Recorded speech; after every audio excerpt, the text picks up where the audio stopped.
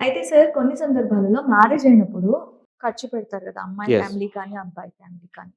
ఈ ఖర్చులు ప్లస్ కట్నం ఏదైతే ఇస్తారో హ్మ్. అది కట్నం. ఇవన్నీ ఇంక్లూడింగ్‌గా మెయింటెనెన్స్‌లో ఇంక్లూడ్ చేసి చేయొచ్చు. వేస్తారా? క్లెయిమ్ వేస్తారు. చేస్తారా? ఓకే. ఇప్పుడు జనరల్‌గా డీవీసీ ఉంటుంది. హ్మ్. అందులో ఫైల్ చేయొచ్చు. లేదా మెయింటెనెన్స్ దాంట్లో కూడా వాళ్ళు మెన్షన్ చేయొచ్చు. ఓకే. నాకింత ఖర్చయింది ఇదని. లేదా డివోర్స్‌లో కూడా వాళ్ళు మెన్షన్ చేస్తాం జనరల్‌గా. హ్మ్. ఇంత కట్నం ఇచ్చారు. ఇవి నా ఆర్టికల్స్ గోల్డ్ ఇంత, సిల్వర్ ఇంత. అవి ప్రకారంగా హస్బెండ్ రిటర్న్ చేయాల్సిందే. హ్మ్. వైఫ్‌కి తను తెచ్చిన ప్రాపర్టీ ఆమెకు రైట్ ఉంటుంది.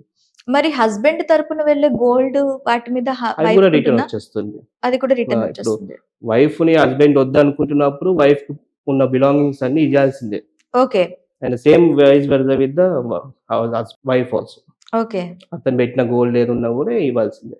ఓకే. అంటిల్ వీళ్ళిద్దరు క్లియర్‌గా వచ్చినప్పుడు ఎక్స్‌చేంజ్ అయినప్పుడే డివోర్స్ అనేది డిక్లేర్ అయితది. హ్మ్. హ్మ్. లేదు అంటే still the case will be continuing. Okay.